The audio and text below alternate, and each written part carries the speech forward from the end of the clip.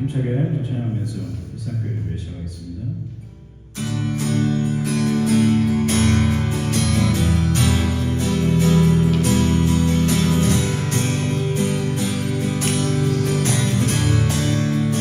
주 앞에서 우리 기뻐 찬양하리 그는 만왕의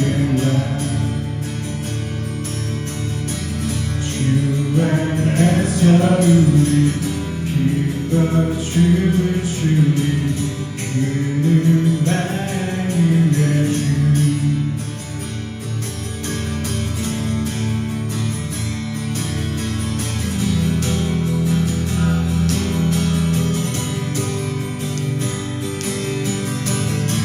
주 앞에서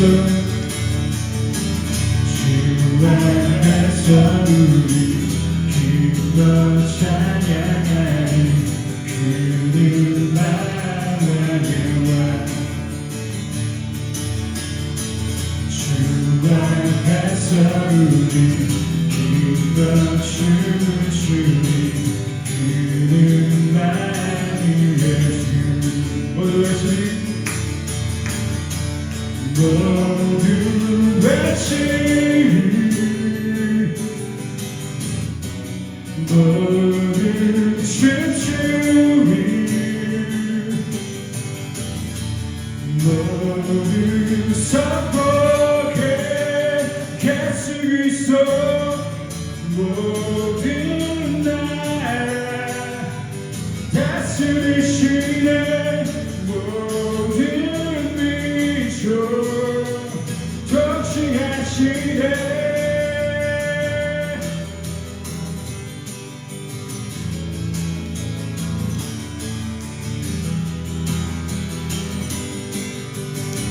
처음부터 주 앞에서 우리 기뻐 찬양하리 그는 만왕의 왕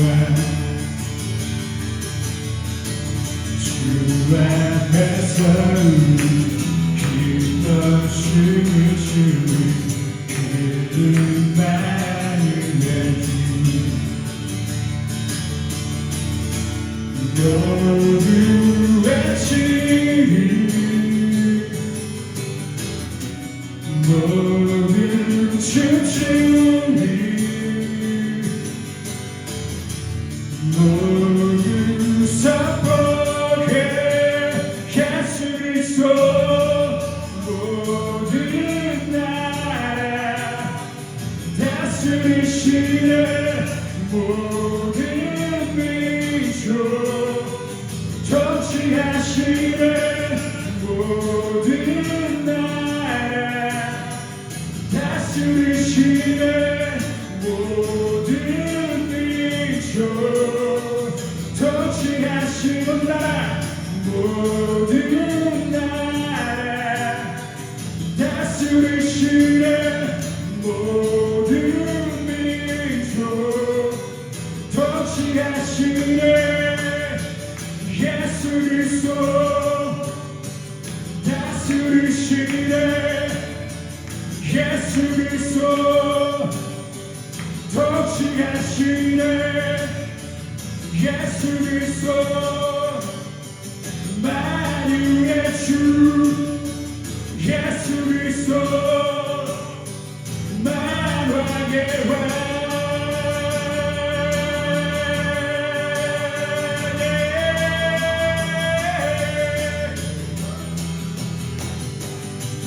모든 나라 모든 나라 다스리시네 모든 민족 통치하시네 모든 나라 다스리시네 모든 민족 통치하시네 예수 그리스도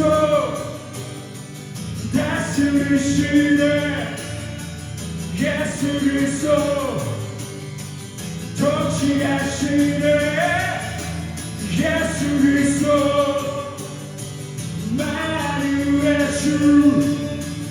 예수 그리스도 만왕의 왕.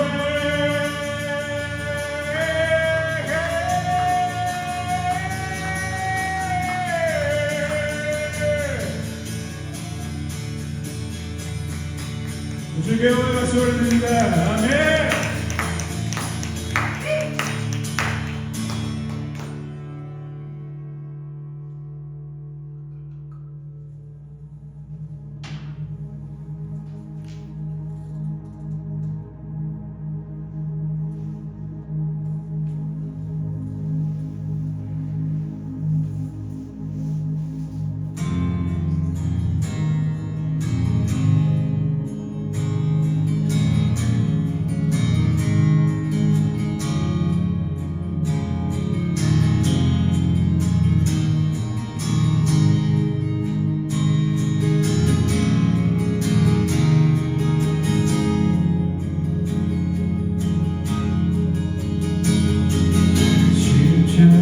지신 예수 갈보리 오르셨네. 우리의 죄를 지고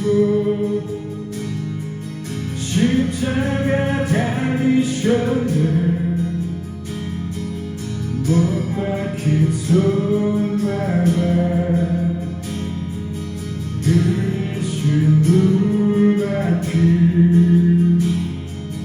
희망을 너희에 날 위해 죽으셨네.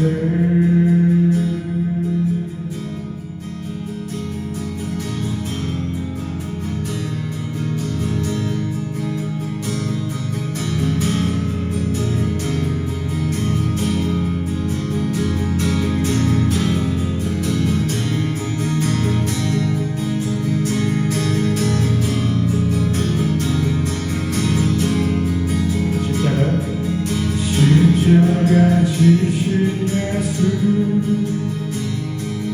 갈보리 오르셨네. 우리의 죄를 지고 십자가 달리셨네. 못 박힌 손가락 그리신 물밖에 희망을 너희에 날 위해 죽으셨네.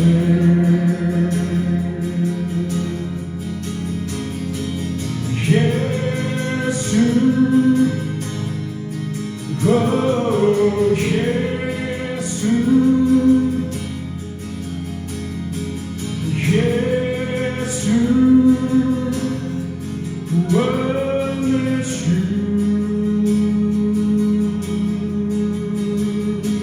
예수 오 예수 예수 원하주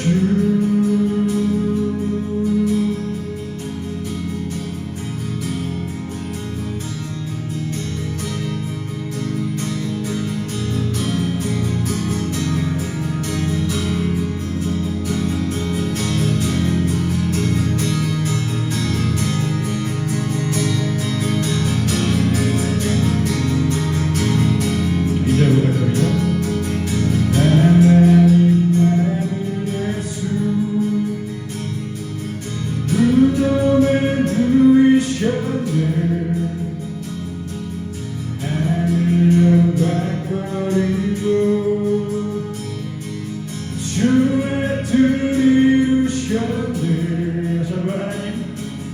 하나님 아들 예수 무덤에 누이셨네. 하늘 영광 버리고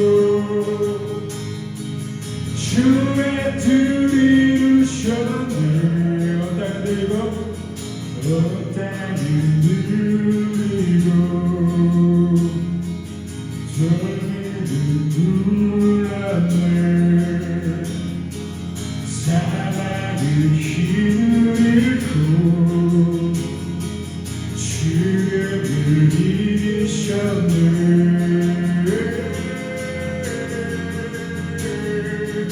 예수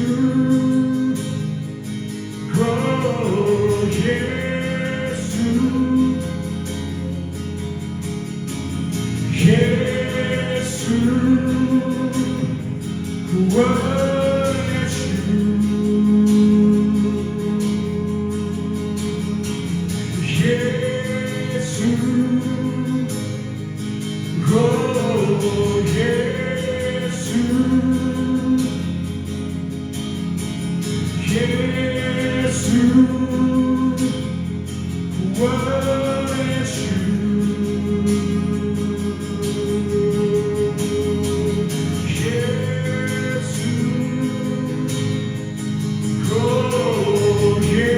예수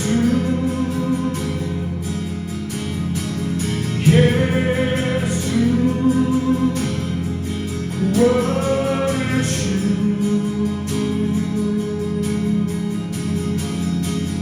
주를 이기신 부활의 주 영원히 높이 받으소서 영광과 존귀 찬양 주님께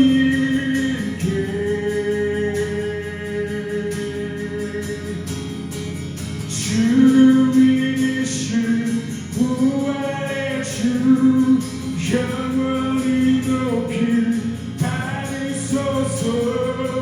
영광과 존귀 찬양 주님께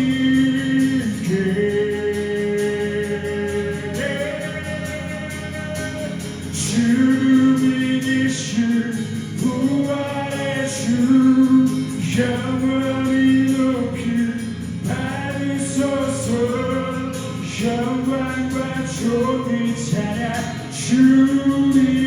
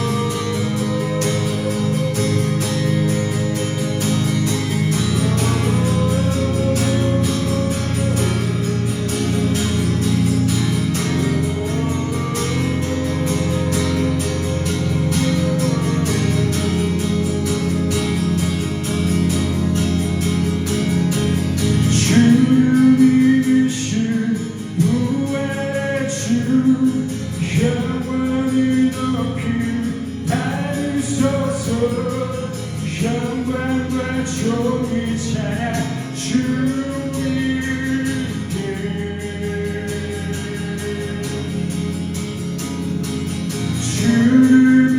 주님이신 부활의 주 영원히 높이 받으소서 영광과 존귀 찬양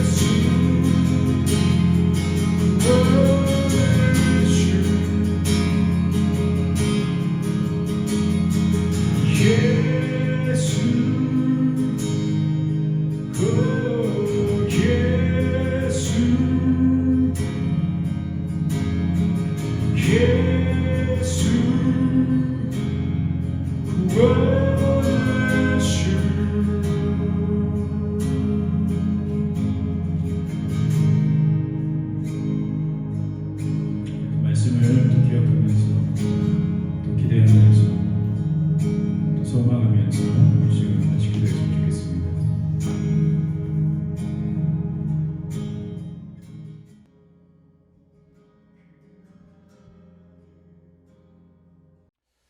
오늘 고린도전서 8장 1절에서 13절까지 같이 한번 보겠습니다. 고린도전서 8장 1절에서 13절까지. 신약성경 제 성경으로 272페이지에 있습니다.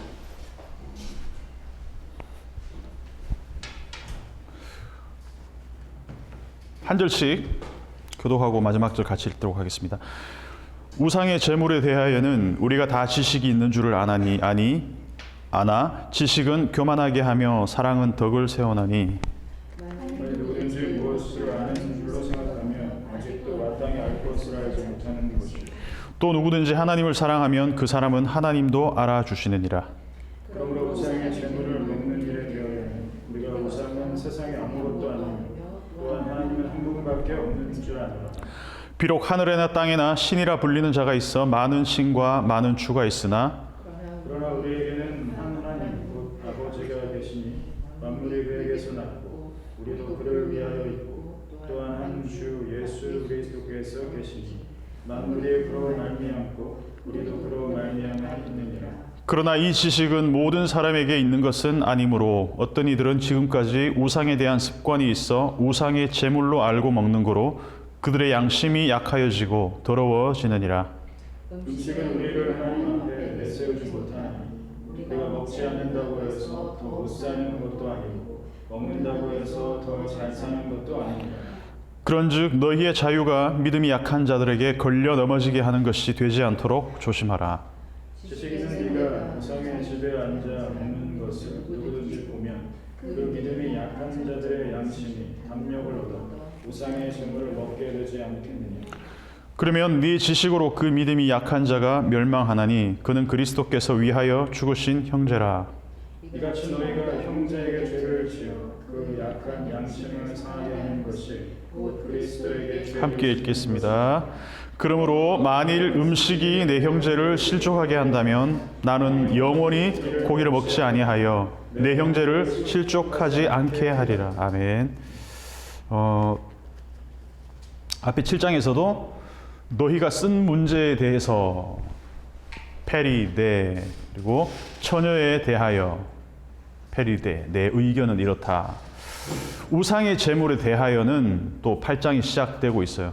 어떤 교인들이 고린도 교인들이 바울에게 쓴 편지에서 어떤 문제들을 이렇게 내놨을 때 또 그런 상담을 요청했을 때 바울의 어떤 절대적인 명령보다는 여기서는 뭐 음행을 피하라 같은 것들은 굉장히 좀 단호하게 명령을 하지만 여러 가지 각자의 상황이 각기 다른 이런 상황에 있어서는 바울은 어떤 상황에 맞게 유익한 방향의 해결책을 제시하는 거죠.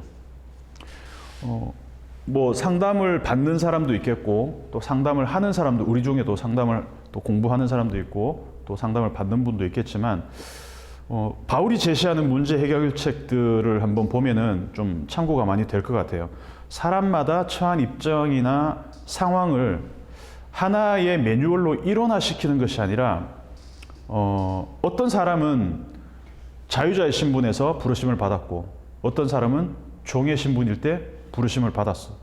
또 어떤 사람은 할례를 받았고 어떤 사람은 할례를 받지 않았고 어떤 사람은 결혼을 했고 또 누구는 미혼이고 또 이혼을 했고 종이든 자유자든 할례자든 무할례자든 기혼이든 미혼이든 교회는 다양한 스펙트럼에 있는 사람들이 누구도 정죄받지 않고 각자의 유익을 따라서 또 어떤 염려도 없이 살아갈 수 있는 그런 문화가 형성돼야 된다는 거죠. 근데 바울이 그러한 해결책들을 굉장히 지혜롭게 제시하고 있습니다.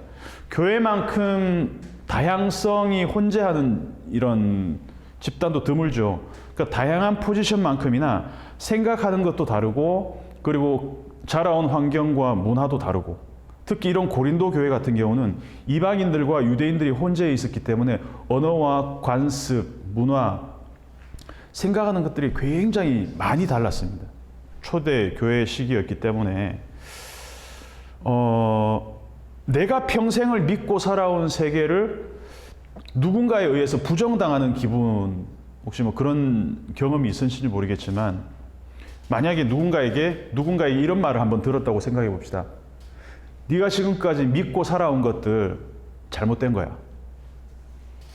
다 어떻게 보면 네가 세뇌를 당했거나 아니면 너가 잘못된 방향으로 어떤 교육을 받아왔기 때문에 그런 거야.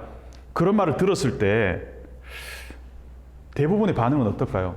아, 그렇습니까? 정말 그런가요? 내가 잘못 살았구나. 알려줘서 고맙다. 이렇게 훈훈한 결말로 이어지는 경우 아직 한 번도 저는 경험해 본 적이 없고, 또 우리 부부가 살아오면서도 어떤 그런 문제점들을 얘기했을 때 이것이 굉장히 화기애애한 방향으로 흘러간 적이 없습니다. 그렇죠? 이런 말 들으면 대부분 반응은 이렇습니다. 나랑 싸우자는 거지. 한판 해보자는 거지. 그렇죠?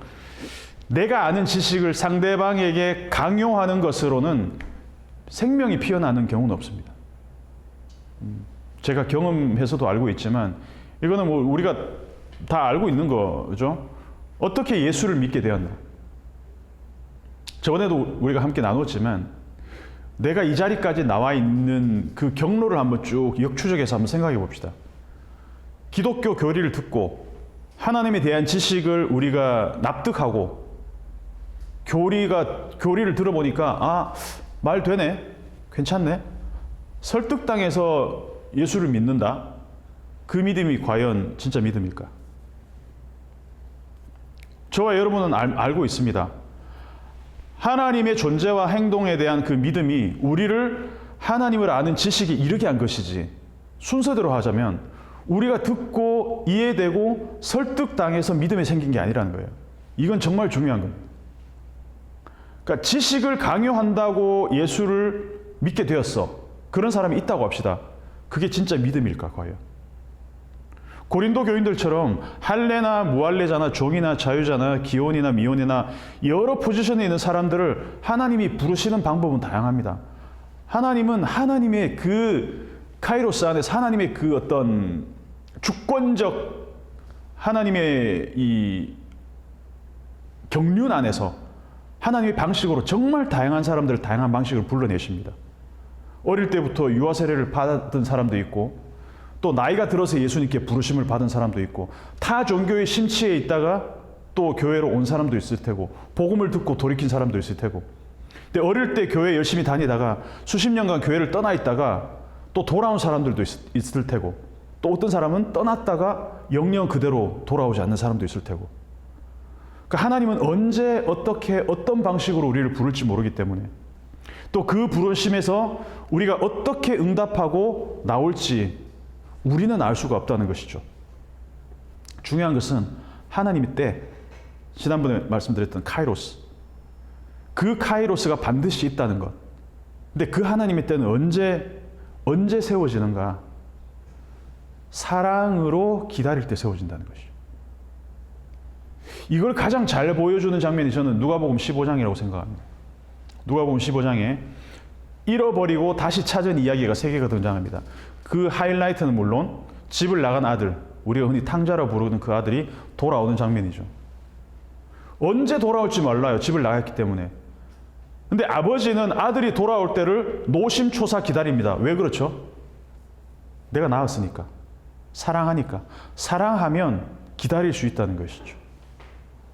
고린도전서에서 일관되게 주장하는 게 이겁니다. 사랑으로 세워가는 세계.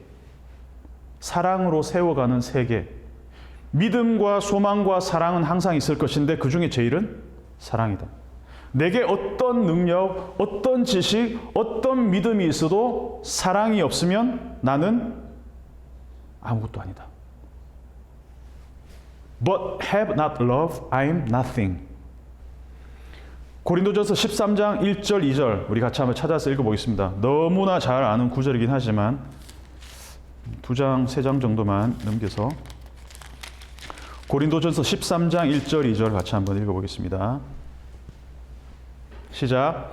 내가 사람의 방언과 천사의 말을 할지라도 사랑이 없으면 소리나는 구리와 울리는 꽹과리가 되고, 내가 예언하는 능력이 있어 모든 비밀과 모든 지식을 알고 또 산을 옮길 만한 모든 믿음이 있을지라도 사랑이 없으면 내가 아무것도 아니요.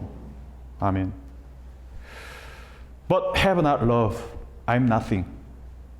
근데 여기서 우리가 오해해서는 안 될 게 뭐냐면, 지식과 사랑은 대립 개념이 아니에요. 지식은 필요 없고 사랑만 필요하다, 이 말이 아니에요. 사랑이 없는 지식은, 지식 자체는 그냥 공허한 울림일 뿐이라는 것이죠. 오늘 본문에서 계속 등장하는 이 단어가 그노시스, 이 지식이라는 명사입니다. 그리고 뭡니까? 기노스코, 알다. 이 기노스코에서 그노시스가 나왔죠. 이게 계속 반복됩니다. 1절, 2절에만 5번이 반복돼요. 우상의 제물에 대해서는 우리가 지식이 있는 줄 알지만 지식은 교만하게 합니다. 2절에서는 만일 누구든지 무엇을 아는 줄로 기노스코 한다고 생각하면 아직도 마땅히 기노스코 할 것을 알지 못하는 것이다. 5번씩이나 반복되고 있습니다. 그래서 8장에서 다룬 이 지식의 문제가 뭐와 연결이 되냐면, 우상의 제물을 먹어도 되느냐, 먹으면 안 되느냐의 문제로 이제 논의를 이어가고 있습니다. 우상에게 바쳐졌던 제물을 먹어도 될까? 우리 옛날에 제사 지내봤잖아요. 제사 지내면 제사 지내고 나서 음식 먹습니까? 다 버리지 않잖아요. 먹잖아요. 사실 어릴 때 제사보다는 그 제사 음식이 더 좀 이렇게 막 그렇죠. 흥미가 있죠. 절은 안 했어요. 교회 다닌다고 우리 집안 빼줬어요. 근데 음식도 먹지 마 이러진 않았던 것 같아요. 음식 같이 나눠서 먹었습니다. 이 당시 유대인들에게 제사 음식을 먹는 문제, 특별히 우상에게 바쳐졌던, 신전에서 드려졌던 그 제사 음식을 먹는 문제는 우리가 지금 제사 음식을 먹느냐 마느냐 이거와는 차원이 다른 문제였다는 거죠. 유대인들이 이 문제를 예루살렘 공회에서 공식적으로 다뤘습니다. 그 정도로 큰 문제였어요. 예루살렘 초대 교회만 해도 유대인들이 지켜오던 율법, 할례 이런 것들을 계승해서 지켜야 된다는 보수적인 입장이 있었고, 아니다. 그런 것들로부터 우리 자유하자라는 개혁적인 입장이 또 있었습니다. 근데 결론적으로 나온 중재안이 뭐였냐?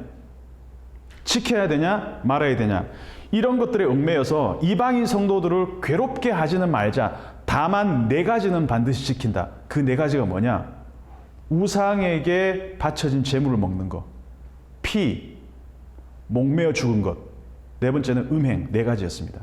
이 중에서 3가지가 제사와 관련된 거예요. 그만큼 첫 번째 나온 게 우상의 제물이에요. 다 괜찮아. 다 받을 수 있어, 이방인들. 그런데 우상의 제물에 관해서는 이것만은 먹지 마라. 이게 예루살렘 공회의 결정이었다는 거예요. 고린도는 다문화 도시잖아요. 많은 사람들이 모여드는 항구 도시였고, 그리고 굉장히 허브 같은 그런 도시였습니다. 그러면 신전도 많았어요. 다신 사회였기 때문에 신전이 많았어요. 그리스 신전 많잖아요. 신이 많잖아요. 그 신전이 많다는 거는 그 신전에서 드리는 제사도 많았다는 거잖아요.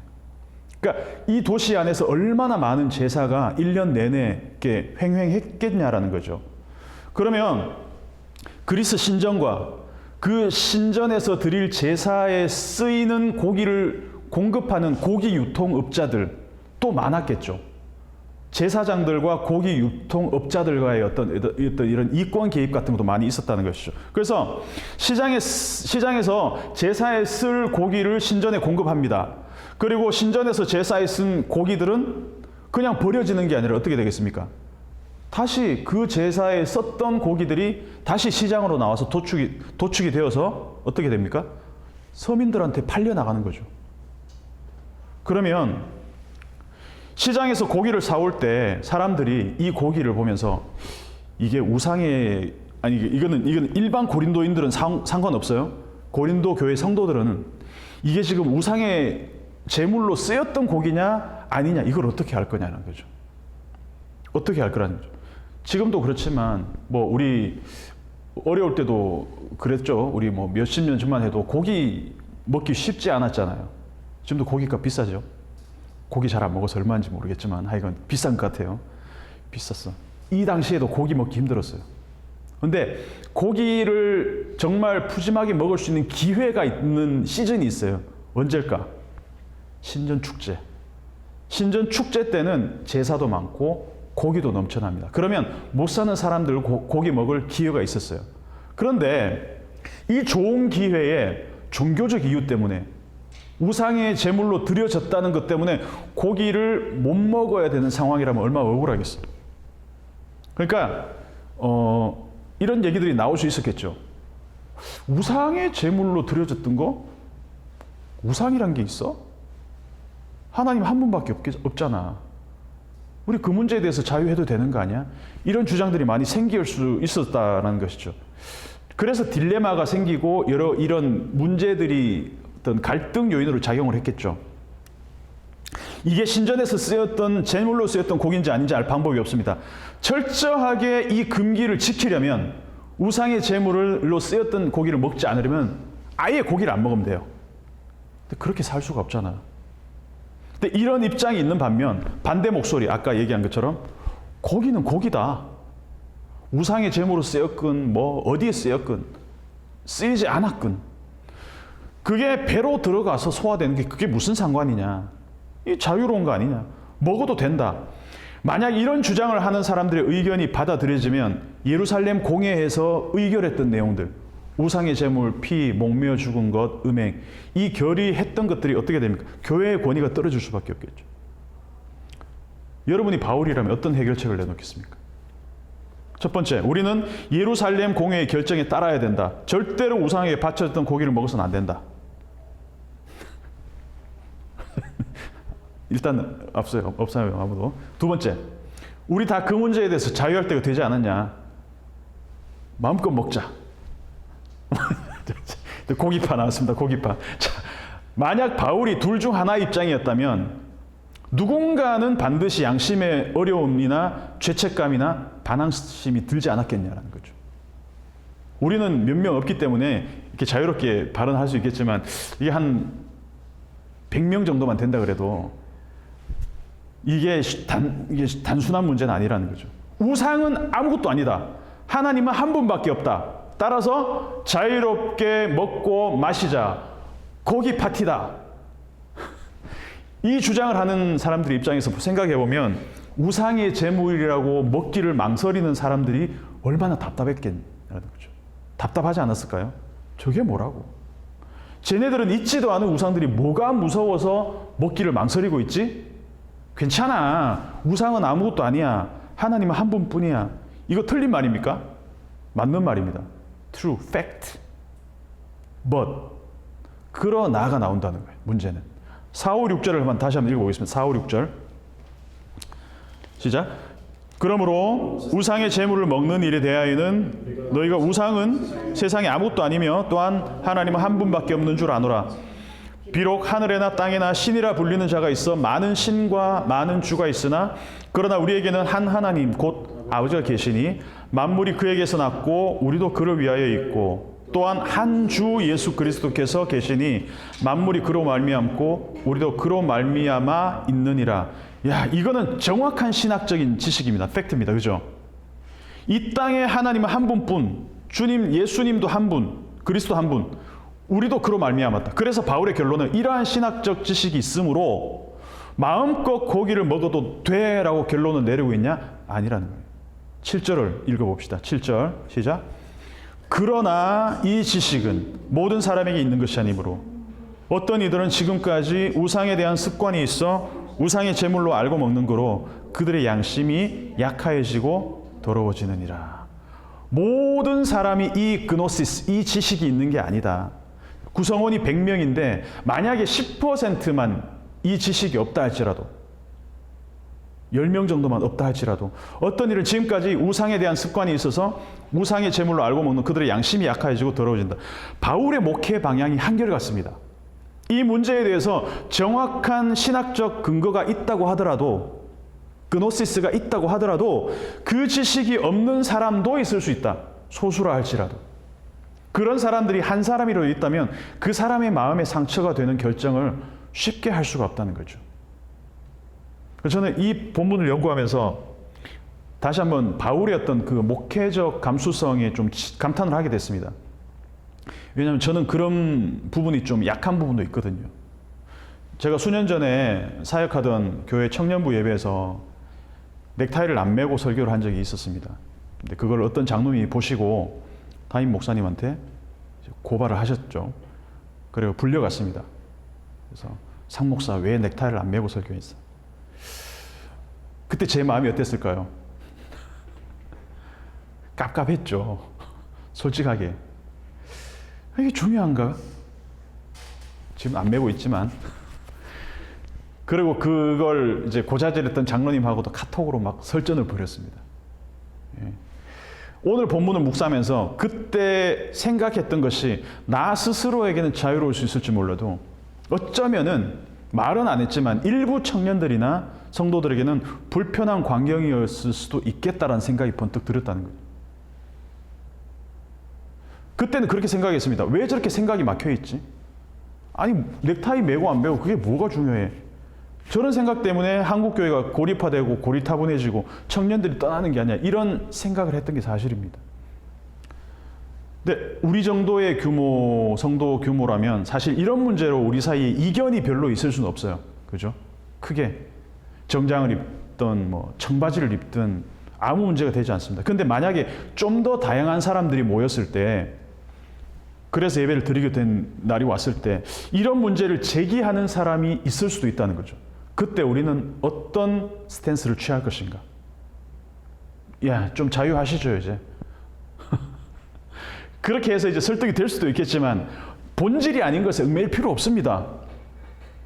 과연 그렇게 말할 수 있을까? 이 본문을 보면서 잘 모르겠습니다. 얽매이는 거를 싫어하는 사람들한테 원칙이나 보수적인 관점을 강요하는 것은 폭력이 될 수 있죠. 근데 반대로 원칙을 고수하거나 전통을 중시하는 사람들한테 자유로움과 개혁적 생각을 강요하는 것도 폭력이 될 수 있다는 겁니다. 역지사지가 될 수 있다는 거죠. 누군가는 나의 개혁적 사고, 나의 어떤 진보적인 개방적인 생각들을 마음에 들어하지 않을 수도 있지 않을까. 어쩌면 내가 가진 사고방식조차도 누군가에는 또 다른 또 원칙주의처럼 비칠 수도 있겠구나. 그렇다면 우리 교회에도 이런 문제가 제기되었을 때 나는 정말 간단하게 내 생각을 고수할 수 있을까 한번 다시 생각을 해보게 되었다는 거죠. 그래서 바울이 강조하는 게 뭐냐? 지식에서 사랑으로. 나는 이 문제에 대해서 바른 지식을 갖고 있기 때문에 이 문제에 있어서는 나는 자유해.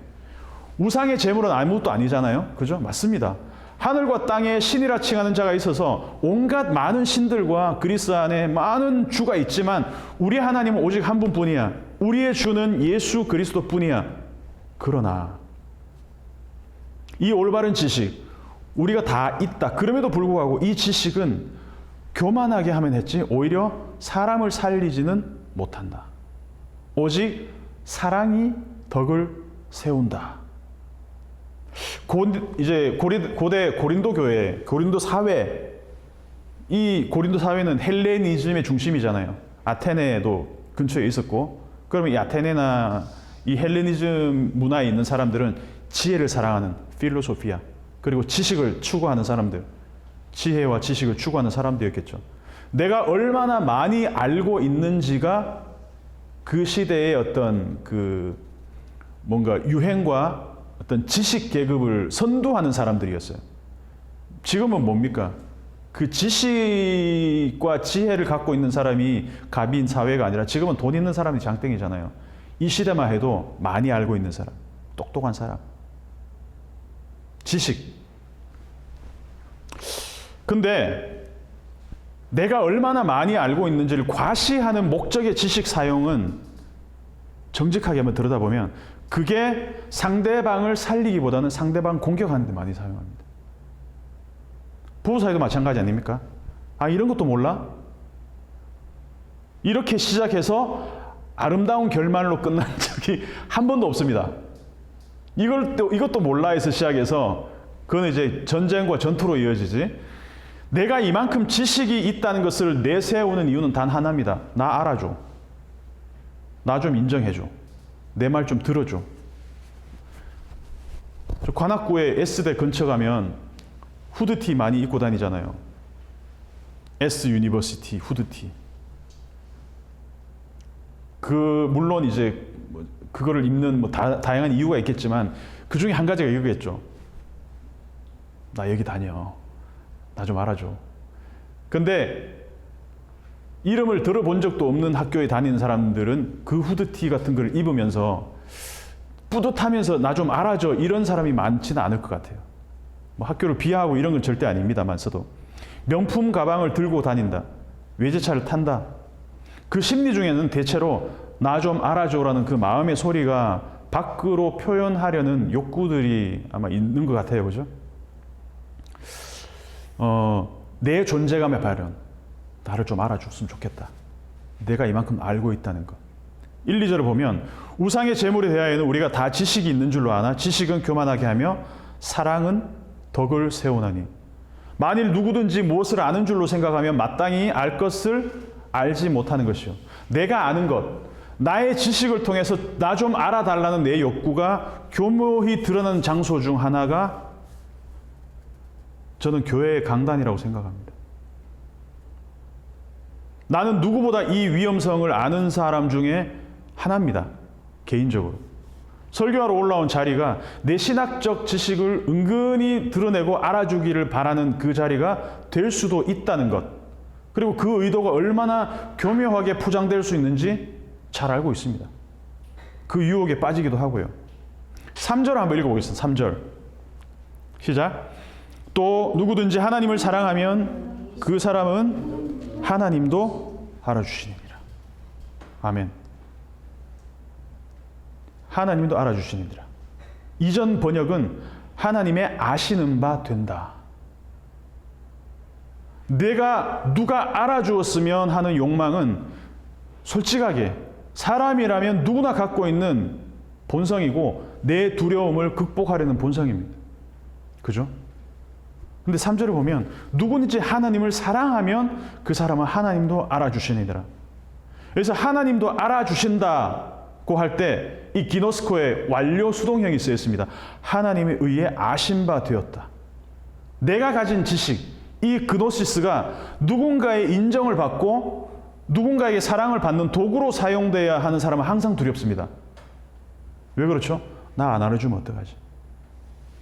내 지식을 누군가의 관심과 사랑에 무기로 써야 하는 사람은 항상 잊혀질 두려움, 사랑받지 못할 두려움 때문에 늘 새로운 콘텐츠로 나의 지식을 알려야 하는 강박에 사로잡혀 살아갑니다. 요즘 이 현상이 가장 두드러지게 나타나는 공간이 유튜브입니다. 트위터고, 페이스북이고, 쇼츠, 구독자 수가 많을수록 나를 알아주는 사람, 조회수가 많아질수록 나를 인정해주고 나를 사랑해주는 사람이 많은 것 같은 그런 사람들이 많아지고 그러면 내가 잊혀지는 그 두려움에서 벗어날 수 있다고 믿습니다. 물론 저도 자유롭진 않습니다. 왜 내 설교 영상은 10회일까? 왜 우리 이윤 목사의 이 멋진 찬양에 왜 조회가 수가 터지는 날이 오지 않을까? 왜 실황은 4회일까?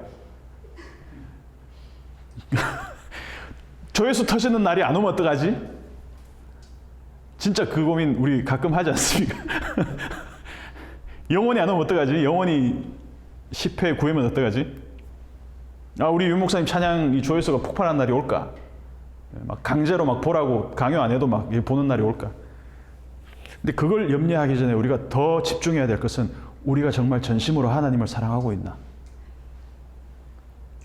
우리 교회가, 우리 설교가, 우리 찬양이 누군가에게 인정을 받고 조회수 터지는 것보다 더 중요한 것은 우리가 하나님을 깊이 사랑하고 있나?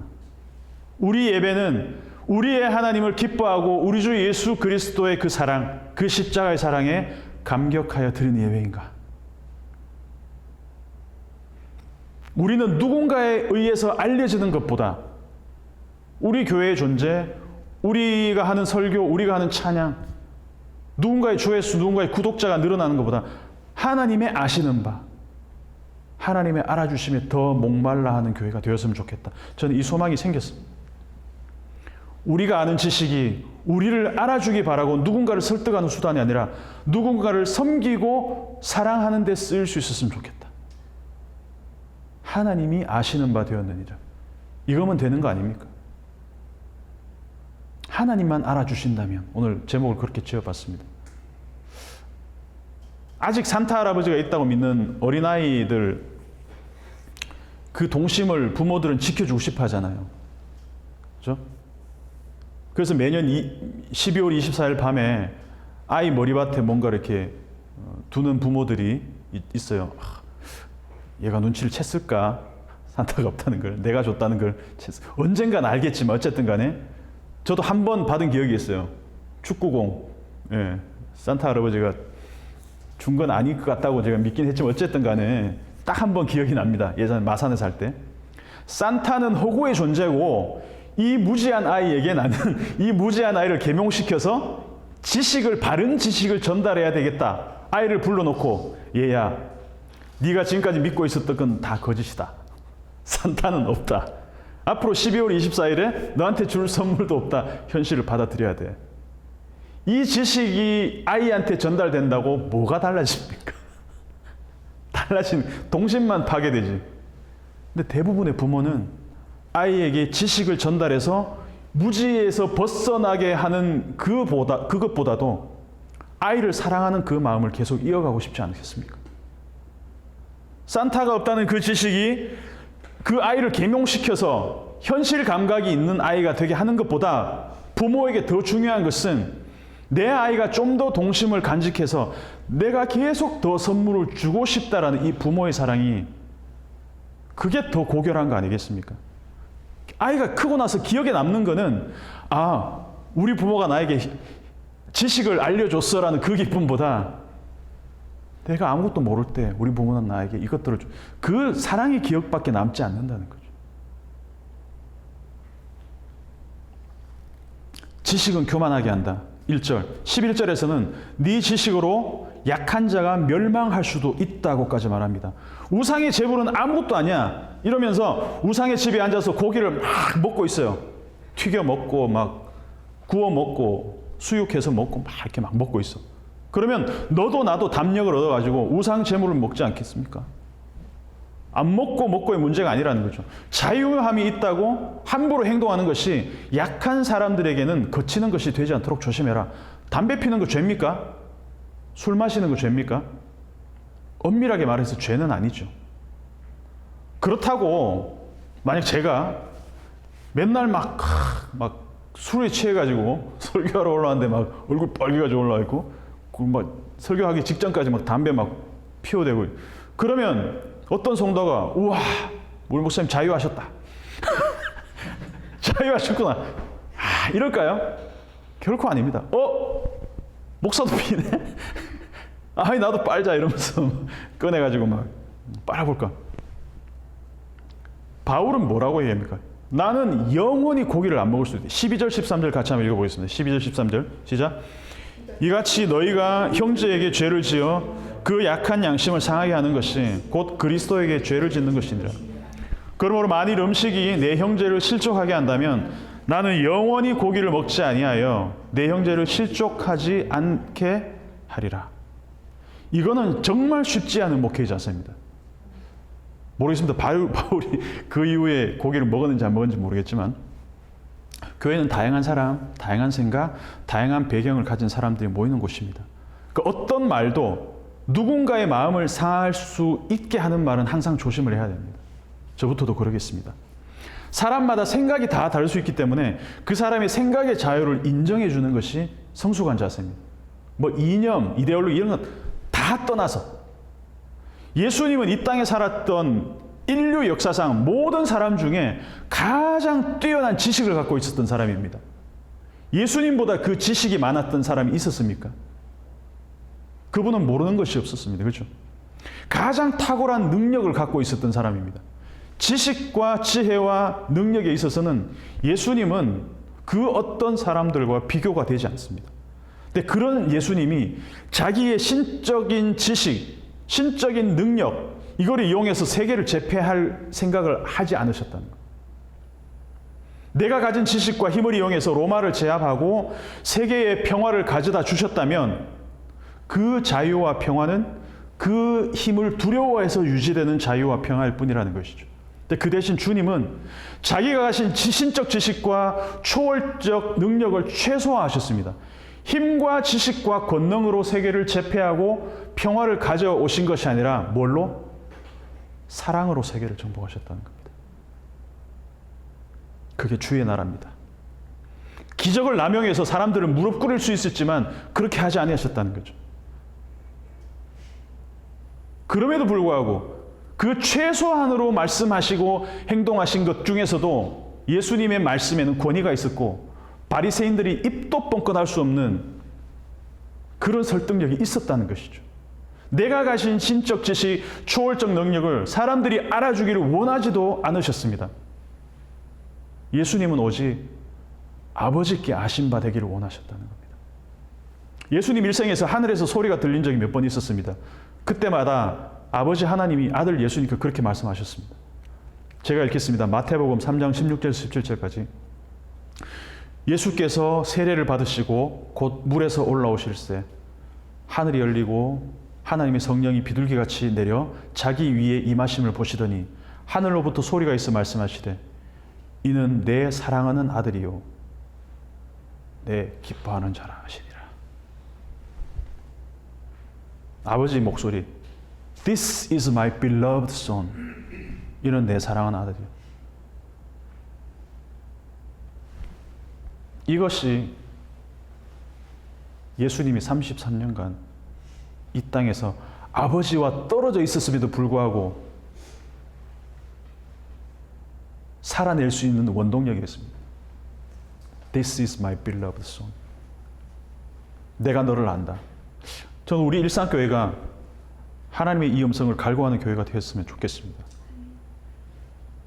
사람들이 알아주는 교회, 알아주는 설교, 박 터지는 조회수, 구독자 수 엄청나게 이게 아니라 물론 그거 필요 없다는 거 아닙니다. 좋지만 먼저는 하나님이 아신 바 된 교회가 되기를 저는 기도했으면 좋겠습니다. 우리가 한 마음으로 기도했으면 좋겠습니다.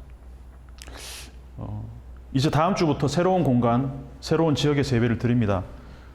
그 지역에 예수의 복음이 필요한 사람들이 있다면 우리와 함께 예배 드릴 수 있는 기회도 하나님 허락해 주시고 그리고 그 과정 가운데 필요한 모든 과정 하나하나가 순탄하게 이루어질 수 있기를 우리 함께 좀 기도했으면 좋겠습니다. 오늘 말씀을 기억하면서 기도하겠습니다. 사랑이 덕을 세웁니다. 하나님이 나를 알아주신다면 누가 우리를 알아주지 않아도 하나님의 음성이 나의 귀에 들릴 수만 있다면 그것이 예수님 33년 인생을 이 땅에서 견딜 수 있게 하신 것처럼 그것이 우리를 살리는 것이 되기를 소원합니다. 그러한 우리 교회가 되기를 소원합니다. This is my beloved son. 우리 함께 기도했으면 좋겠습니다. 존귀하신 하나님 아버지, 우리는 얼마나 강박적으로 우리의 지식을 통해서 누군가에게 알려지고 인정받고 그리고 사랑받기를 원하는지 모릅니다. 나도 모르게 하나님 나에게 있는 이 두려움들 때문에 끊임없이 더 나의 지식이 나를 채워야 되고 또 그걸로 누군가를 설득해야 되고 누군가에게 나의 생각들을 강요해야 되고 그러나 그것이 얼마나 우리의 내면의 불안에서 내면의 두려움 가운데서 오는 것인지 하나님 우리는 알고 있습니다. 그러나 사람들의 시선과 사람들의 관심과 사람들의 평가가 우리를 살리는 거라고 믿기 때문에 우리는 끊임없이 그것들을 갈구하고 갈망하며 살아갑니다. 그런데 예수님은 이 땅에서 가장 완벽한 33년을 사셨지만 예수님을 이 땅에서 살아가게 하신 것은 사람들이 메시아로 추앙해주고 그리고 우리의 그리스도로 예수를 떠받들어주고 그분의 설교에 감복해서 수많은 사람들이 예수께 돌아오는 이런 것들 때문에 예수님이 그의 사역을 펼칠 수 있었던 것이 아니라 이는 내 사랑하는 아들이라 내가 그를 기뻐한다는 그 아버지의 음성만이 예수님이 이 땅에서 살아갈 수 있고 예수님이 이 땅에서 십자가를 견딜 수 있게 하는 그 원동력이 되었다는 것을 우리는 압니다. 하나님, 우리는 고난주간을 기다리고 있습니다. 예수 그리스도의 십자가가 다시 한번 우리를 다시 일으키시기를 소원합니다. 우리는 이 땅에서 썩어질 육체를 가진 존재이지만 하나님, 그럼에도 불구하고 우리가 소망한 것은 영원히 꺼지지 않는 하나님의 사랑이 우리를 다시 살리시고 우리를 예수와 함께 예수 안에서 새로운 생명으로 우리를 부활시키시고 우리를 생명으로 이끌어 가실 것이라는 그 믿음과 소망을 붙들고 살아갑니다. 모든 것은 다 지나갑니다. 모든 것은 다 사라집니다. 모든 것은 다 쓰러집니다. 풀은 마르고 꽃은 시듭니다. 그러나 사랑은 영원히 있을 것이고 하나님이 우리를 끝까지 사랑하실 것입니다. 이 마지막 때에 하나님 이 사랑을 붙들고 나아갈 수 있도록 은혜를 더하여 주시옵소서. 우리 교회를 붙들고 있는 원동력은 시스템도 아니고 우리의 지식도 아니고 우리의 탁월한 예배 감각도 아니고 사람들을 설득시킬 수 있는 우리의 언어도 아니고 우리가 이 자리에 교회로 설 수 있는 것은 하나님이 우리를 불러주셨고 우리를 사랑으로 붙들고 계시고 우리를 아신다고 하시는 그 주님의 음성에 우리가 매일 깨어 있을 수 있는 그것이 우리를 붙드는 것이 되게 도와주시옵소서.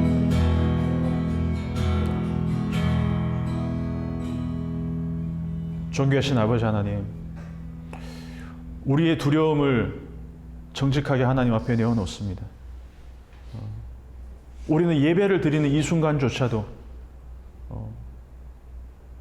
우리의 예배가 누군가에게 노출이 되고 누군가에게 알려지고 그래서 그것이 사람들이 우리 교회로 모여들게 하는 어떤 수단이 되게 하고 싶은 그런 욕망들이 있습니다. 하나님, 하나님만 우리를 알아주신다면 우리가 하나님을 사랑하고 하나님을 갈급해하고 하나님 없이는 살 수 없는 존재라는 것을 우리가 함께 모여서 말씀 먹지 않고는 우리 굶어 죽는다는 것을 알기 때문에 그래서 우리가 이 자리에 모였다는 것.